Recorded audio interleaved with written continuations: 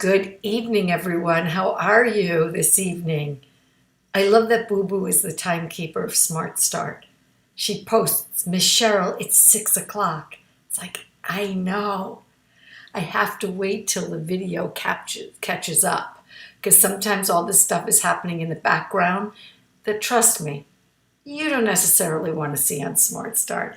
How are you all? It's great to see you. Good to be here. Tuesday, July 21st. Hot and steamy in New York City. And we're expecting some rain and storms, and I hope not for tomorrow because we have summer camp. Looking is learning tomorrow. Okay, so we're continuing, my friends. Hey, Deborah, how are you? Good to see you. We're continuing with Smart Start Murder in Art History, right? Hey, Charles. You know, I'm nothing if not consistent. We've got that 48 hours murder mystery stuff going on. We've got murder in art. Let's take a look at a piece that I found. I think you guys are going to be really interested. Oh my gosh, this is Cezanne. Take a look. Is this a Cezanne that you would think exists? Like, this is really fascinating, and it's called The Murder. Yeah? The Murder by Paul Cezanne, and it's one of his early paintings. It's hard to see that here. It's 1867, really early. Yeah. So, The Murder is one of Cezanne's early paintings, an unusually dramatic piece which conveys the brutality of the act. The murderer is lifting his hand ready to give the final strike when his collaborator is using all the force of her heavy and rounded body to keep the victim down. They had to call her heavy, didn't they? Yeah. It does look like it's from a movie, Charles. It really does. I was really excited to find this. The body of the victim has almost disappeared. And you could see that, although you could see the face, right, and the head and the arm. Only its outline, head and arms are distinct under the ferocious force of two murderers. The murderers have no faces, but the victim's is contorted with pain. I have to say, it's really something to see that this is, yeah, you'd never think it's Cezanne, Arlene, exactly. Never. Maybe Goya, I'm thinking 3rd of May, maybe, I don't know, Freud, Lucian Freud, maybe even Bacon, but Cezanne, it's really something, really something.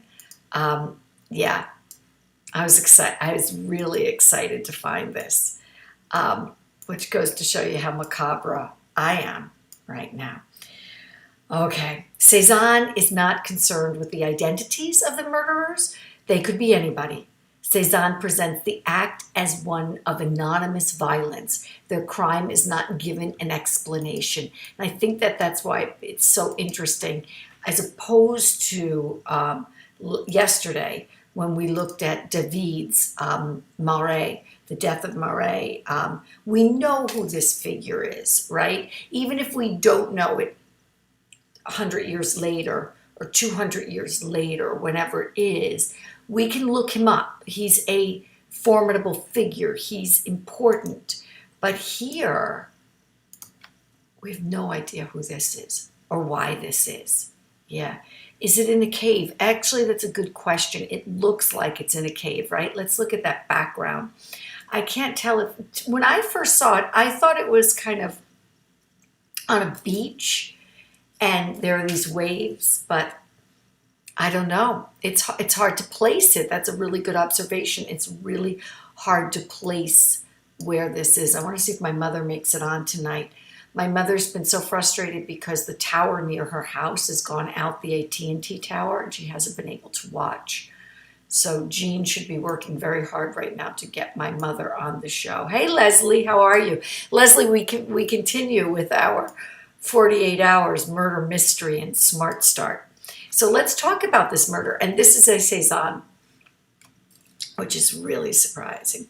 The threatening sky, the suggestion of a riverbed where the body will be thrown, and the desolate surrounding space all contributes to the menacing nature of the scene. And I might say the menacing nature of murder. I mean, what could be worse? What could be worse? Nothing. To take someone's life is an awful thing, my goodness. The murder was painted at a time when Cezanne was still under the influence of old masters such as Velázquez. Really interesting. The early period of his work is often characterized as the romantic one, which is funny to think about this as the romantic in nature. But in The Murder, the time is the present, even though the space remains ambiguous. The work is realistic mainly because of the choice of theme rather than the treatment of the paint. I want to read that again, because I think that's fascinating. The work is realistic mainly because of the choice of theme rather than the treatment of the paint. Yeah, I think that's right. Yeah. It's a good subject, right, Leslie? Yeah, it looks like they're on a hill or a cliff. I agree. Do you think this is a reflection of violence going on today? I don't know if it's going on to, well, I think there's a lot of violence going on today. I think that there's always violence, Charles, to answer your question. I think that, human nature is such that things, I don't know, people get out of control. They get out of hand. Yes, it is timeless. They really do. There's a lot of people have trouble controlling anger. They really do. But in this piece specifically, I think it's interesting because they speculate that Cezanne's choice of this brutal subject may have been inspired by Émile Zola's novel, Thérèse Raquin, in which the heroine murders her husband. And my friends, if you watch 48 Hours like I do, it's not my favorite murders. I don't want to say it that way. But when husband and wife and husband, they get into it. You see that a lot. Yeah. The three figures in The Murder form a triangle whose parallel sides are forces in opposing directions. So let me take a look at that because I think that's fascinating too, that kind of parallel. Boo Boo says, I heard gunshot fires the other day. Ike told me he did too. You know what, Boo Boo? I don't want you to worry about it, number one. Number two, they were fireworks because fireworks are all over the city right now. I heard there were fireworks the other night that was so loud I jumped from the bed. Jumped. Yeah, but they're fireworks, definitely. Which is really horrible. The notion that we need to set off fireworks right now in this city is really crazy. It's really unfortunate. Yes, this is European. This is Cezanne. This is French. So let's look at that triangle. If I had my marker and it was a Zoom program, I could mark this up and show you exactly. So the figure lying down, the murder figure, is forms the line, the bottom line of the triangle. The figure with the instrument in his hand, the male figure, forms this line, then this line, and then there's the figure. So yeah, we in fact do have a triangle here. I'm riveted to a fabulous series, The Last Kingdom. Oh, really? Oh, thank you, Leslie, because my husband and son won't watch 48 Hours with me, so I'm alone on that, but we do need a family program. The blue jeans and the shirt make it powerful. I agree with you, Charles, and what a great observation, because at this point in history, most likely blue jeans are being worn, but it's not ubiquitous like in this country where blue jeans are chic, right? No, blue jeans are worn by working class, so that's really interesting.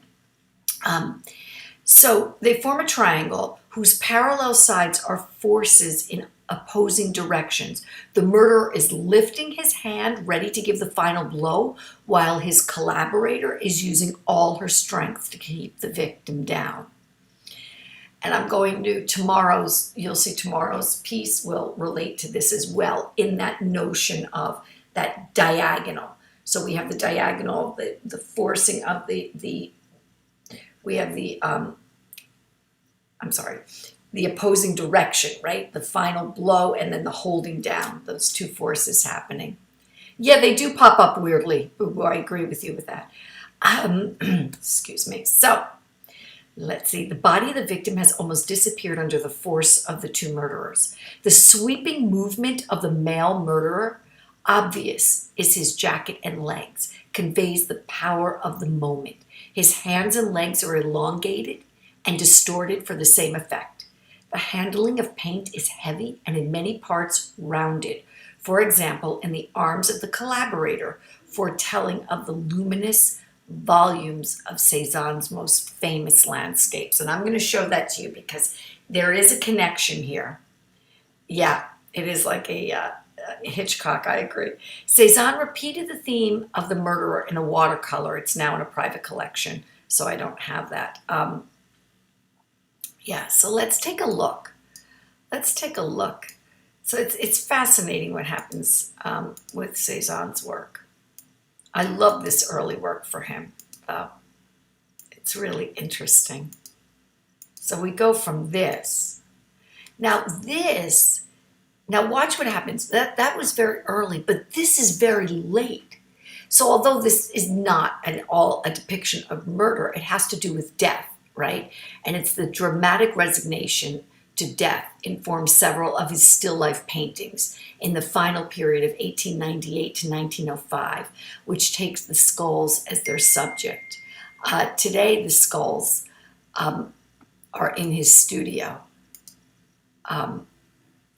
Yeah, it's really interesting because there is this kind of same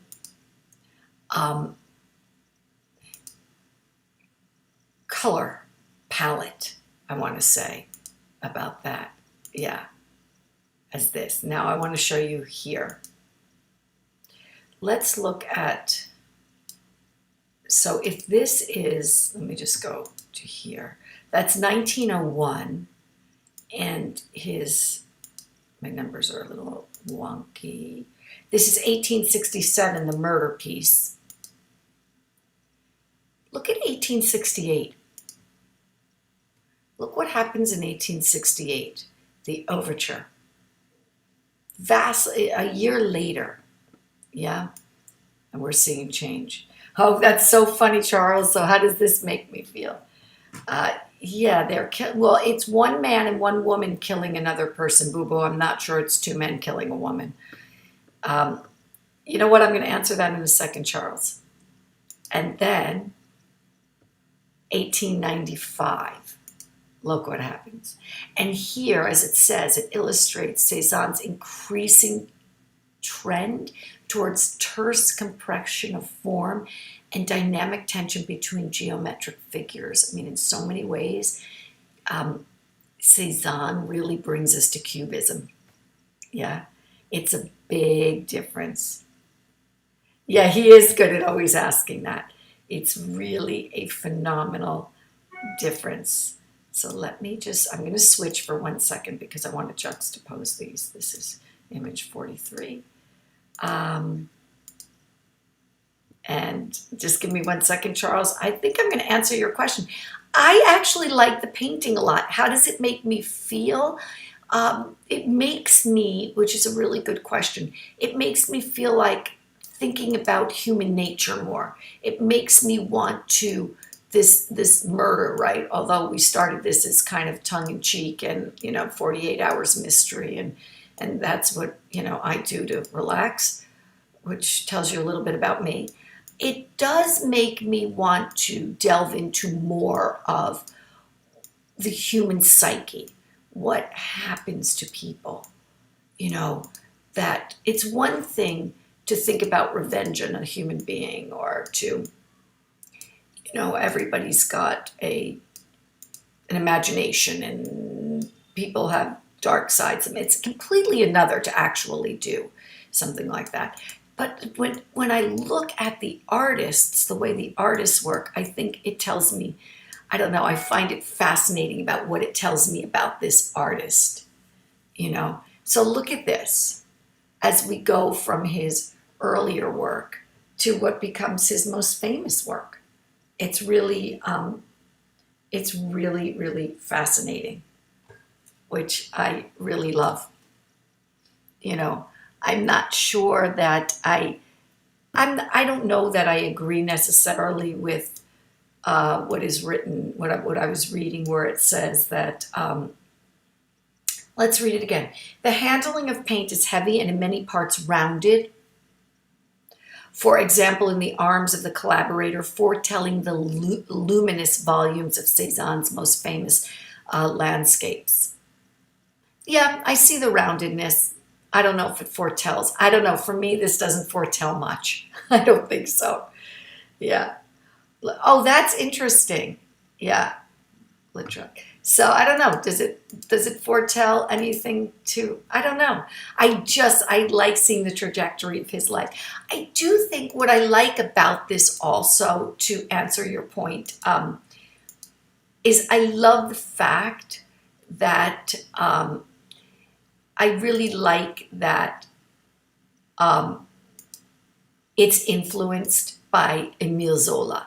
And I think that's a really important consideration, because as we start to think about modernity and modern art, and these artists moving away from a particular style, especially in Paris and such, the salons and such, and that kind of that notion of only painting the upper class, and it's really fascinating that that they start to really look at everyday life and what is modern, and that turning away from a more, what's the word I want to use, stylized, I guess, sensibility. Arlene says, Lautrec is an artist, Boo Boo. Yeah, the white draped part of the lower right almost looks like his skull painting. Yes, on the, yeah, it's interesting, Arlene. I see more, you mean from the apples, right, or the oranges. I see more in connection with his skull painting than I do with his early work, and also the piece of his sister. Yeah, yeah, I agree with that. So, but really, really something, as Charles pointed out early on, very, very contemporary, right? Such a feeling, and I think that that's human emotion, and I think that artists are able to capture that, and it does become timeless. So I did not expect to find Cézanne as part of our weekly, not our weekly, this week's look at murder in art history, but we did. And it'll be interesting to see who else we find. Yeah. So, anyway, everybody, I hope you all have a really good night. I hope you're keeping cool wherever you are, wearing a mask as this country continues to wrestle with itself. The palette of the murder painting reminds me of Aiken's boxing paintings. Yes, Leslie, that's really good. Yes, Thomas Aiken. Yes, I agree with you on that. Fantastic. Great analogy. Yeah, yeah. Yeah, definitely, Arlene. Do you think he actually saw this murder taking place? No, I don't think he did. I think this is about the Emile Zola story and the murder within that story. And this is what he came up with. Yeah, so it's great. It's a great painting. It really is a great painting. Difficult. Obviously, it's a terrible subject matter, but it really is a gorgeous painting. And isn't that interesting that there can be that juxtaposition? But that's art, right? Yeah. That's Gauguin. I think that's Gauguin you're referring to, Charles. But yes. So everybody, as America continues to wrestle with itself this summer, yeah, and the president decides to wear a mask. Yes. Yeah. Thank you, Leslie, for that. We continue to stay diligent in New York City and watch our numbers continue to go down. So everybody, have a very good evening. I am hoping we are going to make it to the park tomorrow for our Looking is Learning summer camp. We have Dion teaching ballet and modern dance tomorrow, and we are working on a story because Song Shin, the wonderful artist Song Shin, we're paper cutting puppets, and William Faba is teaching short story writing, and we're going to put it all together. So I'm excited. Pray that the rain does not hit till later in the afternoon so we can all get outside and get some air. All right, everybody, have a great evening. I'll see you tomorrow evening. Thank you. Bye-bye.